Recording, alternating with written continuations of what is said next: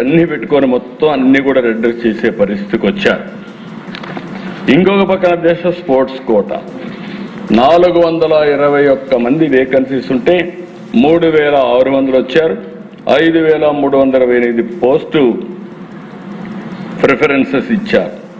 ఇందులో కూడా మీరు చూస్తే దేశ 24-29 పాలసీ తీసుకొచ్చాం. 2 నుంచి 3% పెంచాం. దీనికి ఒక జీవో ఇచ్చాం. ఇచ్చిన తర్వాత దేశ మీరు చూస్తే జీవో నెంబర్ 4 చాలా స్పెసిఫిక్గా ఇష్యూ చేసి ఇవన్నీ కూడా ఒక పద్ధతి ప్రకారం మొత్తం కూడా గవర్నమెంట్ ఆఫ్ ఇండియా ఏదైతే అమలు చేశారో అదే ఇక్కడ అమలు చేసే పరిస్థితికి వచ్చాం. ఫైనల్గా అధ్యక్ష, ఇటీవల కాలంలో ఎప్పుడూ మాట్లాడలా, 1 ఇయర్ పైన అయిపోయింది.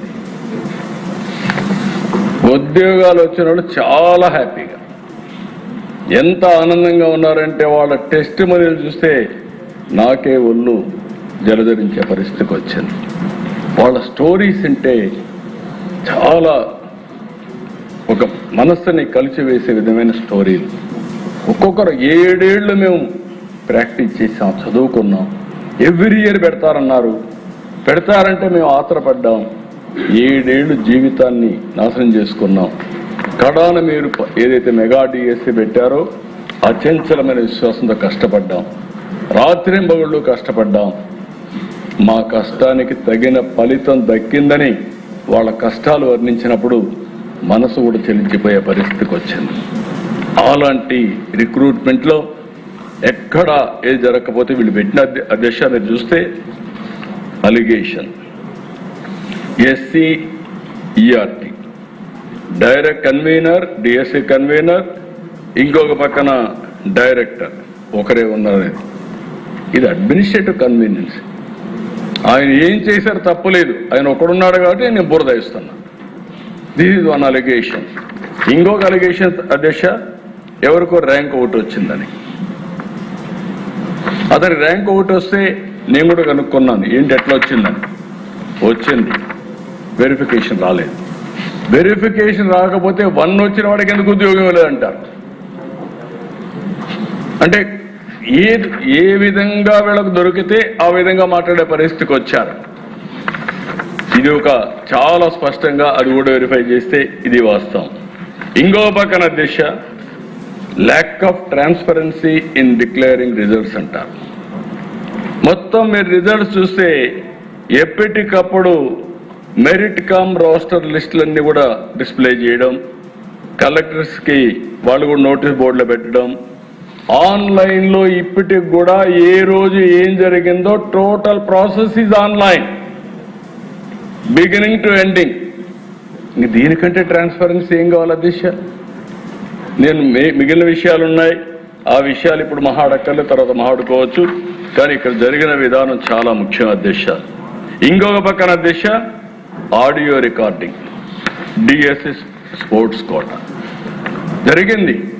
ఎవడో మహాడుకుంటున్నాడు. వాళ్ళపైన స్పోర్ట్స్ కౌన్సిలే అథారిటీనే కేసు పెట్టారు, అరెస్ట్ చేశారు. అరెస్ట్ పెడితే బెయిల్లో వచ్చాడు. ఈ ప్రభుత్వం ఎవరిని ఉపేక్షించాం. నేను ఒకటే చెప్తున్నా, ఎవడైనా ఈ ప్రభుత్వంలో ఫ్రాడ్ చేయాలంటే ఎవరిని వదిలిపెట్టే సమస్య లేదని మరొక్కసారి హెచ్చరిస్తున్నా. ఇంకొక పక్కన దేశ ఒక IAS ఆఫీసర్ ఈ ప్రభుత్వంలో పనిచేస్తాడు, ఇష్టానుసారంగా మాట్లాడతాడు. ఒకే క్యాస్ట్కు ఉద్యోగాలు ఇచ్చారంటాడు. అజం ఏమైనా చెప్పినా పర్వాలేదు అనుకుంటున్నాడు. చూస్తే 372 మంది స్పోర్ట్స్ కౌన్సిల్ వస్తే ఓసీ 46, బీసీ 185, ఎస్సీ 112, ఎస్టీ 29. ఒక మాజీ మంత్రి ఇష్టానుసారంగా గేమ్స్ అంటే తెలియదు, ఆయన చెప్పేది ప్లే కార్డ్ గేమ్స్ ఆడినోడు కూడా ఇచ్చారంట. ఇది నేను ఇచ్చేది కాదు.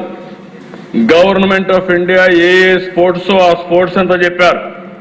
65 స్పోర్ట్స్ కేటగిరీస్ కింద గవర్నమెంట్ ఆఫ్ ఇండియా 2024లో నోటిఫై చేశారు. ఆ నోటిఫికేషన్నే ఈ ప్రభుత్వం ఫాలో అయింది తప్ప డీవియేషన్ 0 అని చెప్పి కూడా నేను మీకు తెలియజేస్తున్నా. అంటే నోరుందని ఏదంటే పారేయండి. ఇష్టానుసారంగా మాట్లాడడం, మనం ఏదైనా కానీ మాట్లాడితే అడ్డంగా మాట్లాడే పరిస్థితికి వచ్చారు. ఒకటి కాదు అధ్యక్ష, 336 కేసులు వేశారు. నా జీవితంలో ఎప్పుడూ నేను చూడలేదు, ఇలాంటి లిటిగెంట్ పార్టీని నేను చూడలేదు. ఈ పార్టీనే లిటిగెంట్, వాళ్ళు మొత్తం లిటిగెంట్స్ తయారు చేస్తున్నారు. వీళ్ళు అవినీతితో డబ్బులు సంపాదిస్తున్నారు. ఆ డబ్బుల్లో ఇక్కడ ప్రజల్లో ఏం చేయలేరు కాబట్టి కోర్టుకు వెళ్ళి ఏదో ఒక విధంగా అడ్డంకులు సృష్టించాలని ప్రయత్నం చేస్తున్నారు.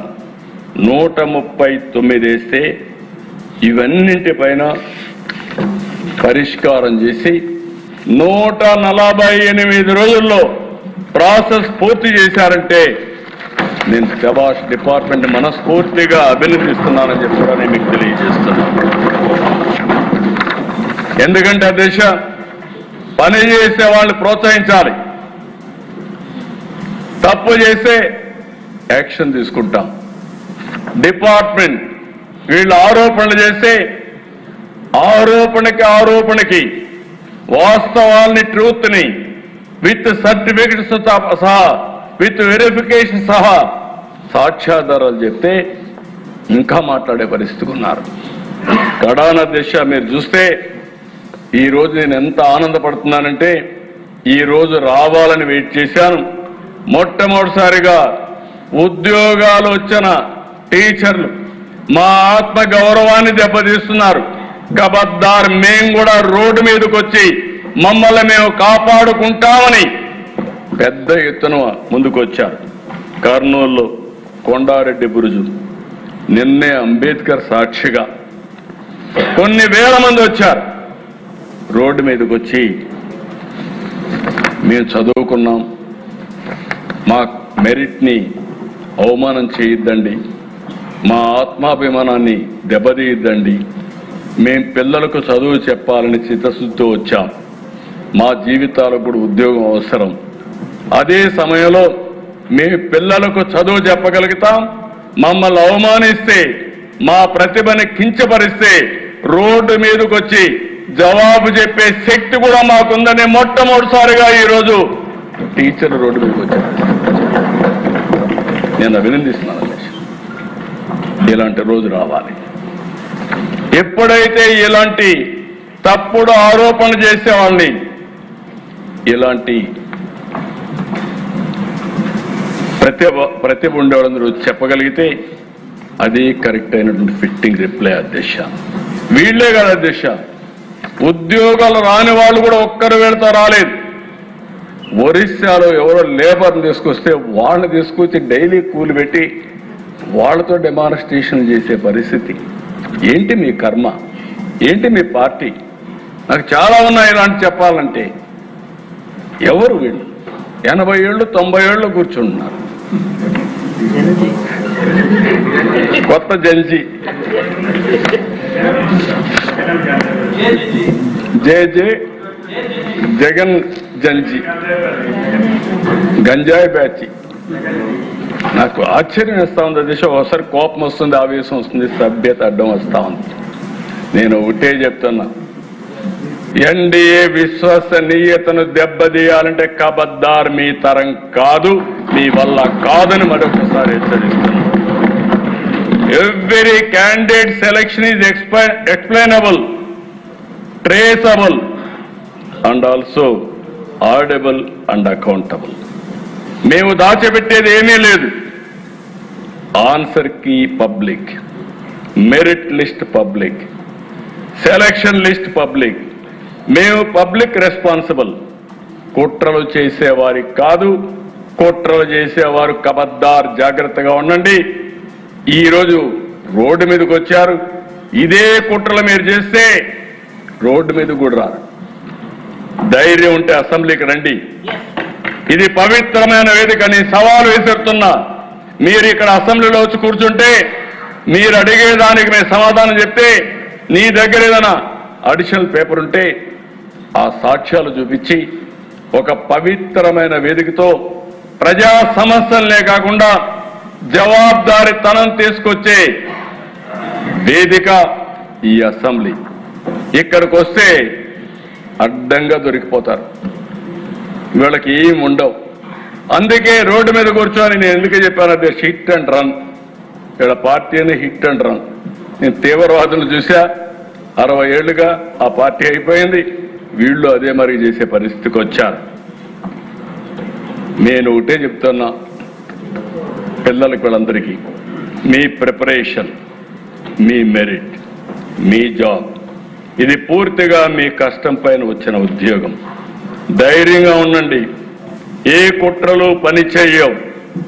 ఇక్కడ అలాంటి కుట్రల్ని ఎదుర్కొనే శక్తి ఈ ప్రభుత్వానికి ఉంది. No back door, no favouritism, no manipulation, only merit, transparency and justice. The real success of Mega DSC is that even those who could not secure a post acknowledge that the process was fair. దానికంటే ఏం కావాలి దిశ? అదే నాకు తృప్తి. దానికే reflection. Select అయిన DSC విద్యార్థులు road మీదకి రావడం, ఉద్యోగాలు రాని వాళ్ళు కూడా ఫెయిర్ గా సెలెక్ట్ అయింది, మళ్ళీ మాకు టర్న్ వస్తుంది అని వ్యవస్థ పైన నమ్మకం ఉంది. నేను ఒకటే హామీ ఇస్తున్నా, డిపార్ట్మెంట్ కూడా కోరుతున్నా, ఇంకా పటిష్టమైన విధానం ఏదైనా ఉందంటే అది కూడా ఎతకదాం. ఈరోజు మనం అందరం కూడా ఆలోచించుకొని, టెక్నాలజీ వచ్చింది, టెక్నాలజీని ఉపయోగిద్దాం. సమర్థవంతమైనటువంటి విద్యా విధానమే కాకుండా పరీక్షల్లో కూడా రిఫార్మ్ తీసుకొద్దాం. పరీక్షల్లో కూడా రిఫార్మ్ తీసుకొచ్చి ఎక్కడ కూడా zero tolerance on exams leakage కానీ కండక్షన్లో కానీ. అదే సమయంలో ఒక నమ్మకాన్ని కలిగించాలి, విశ్వాసాన్ని పెంచాలి. తద్వారా మెరిట్ని ప్రమోట్ చేయాల్సిన అవసరం ఉంది. ఈ సభ ద్వారా మరి ఒక్కసారి అందరికి హామీ ఇస్తున్నా, ఎట్టి పరిస్థితిలో ఎక్కడా అవకతవకలు జరిగినా ఈ ప్రభుత్వం జీరో టాలరెన్స్. అదే సమయంలో బురద జల్లితే కూడా zero tolerance. That is our commitment. ఆ కమిట్మెంట్ ని ఎవరైనా సరే విభేదిస్తే మాత్రం జాగ్రత్తగా ఉండమంటున్నా. వీళ్ళు మాట్లాడతారు దేశం. ఇప్పుడు వచ్చుంటే నేను చెప్పుండేవాడిని, కాగితాలన్నీ ఇచ్చి ఎండగట్టేవాడిని, పారిపోయేవాడిని. సిగ్గు లేకుండా అసెంబ్లీకి రారు, బయట పబ్జీలు ఆడుకుంటూ ఎక్కడ వీళ్ళందరూ మాట్లాడే పరిస్థితికి వస్తున్నారు. ఇది బాధ్యత కాదు. బాధ్యత కలిగిన వ్యక్తి అసెంబ్లీలో ఉండాలి. బాధ్యత కలిగిన వ్యక్తులు అసెంబ్లీకి వచ్చి మీరు డిమాండ్ చేస్తే డెఫినెట్గా మీరు చెప్పేది వాస్తవం అయితే మేము కరెక్ట్ చేసుకుంటాం. మీరు చెప్పేది వాస్తవం కాకపోతే మీరు మీ ద్వారా ప్రజలకు మీరు చెప్పేది అబద్ధమని నిలదీస్తాం. రెంట్కి లేకుండా బయట చేస్తాం, కౌన్సిల్ జరగనీయం, మేము ఇదే చేస్తామంటే ఏమి సాధ్యం కాదు.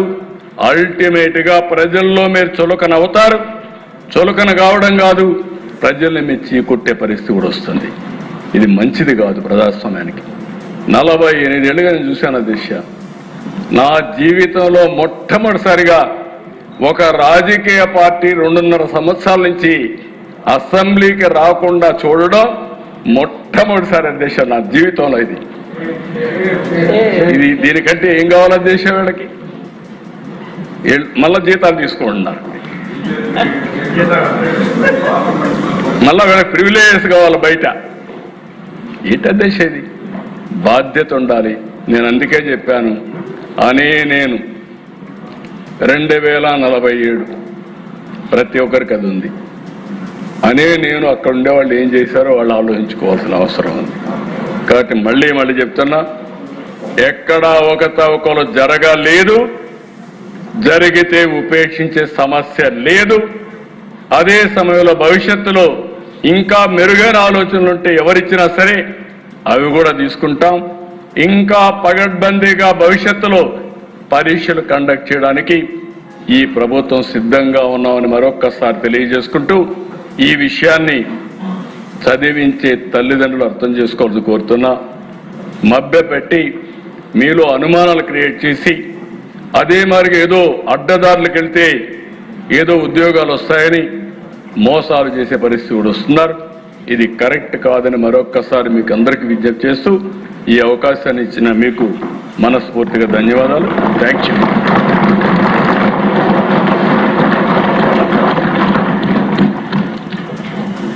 విద్యాశాఖ మంత్రి గారు చాలా చక్కగా ముందు వివరించారు. అంతకు మించి సభకు రాని వారి అందరికీ కూడా మరింత సవివరంగా గౌరవ ముఖ్యమంత్రి గారు తెలియజేసినందుకు ధన్యవాదాలు తెలియజేస్తూ ఒక 40 నిమిషాలు మరి లంచ్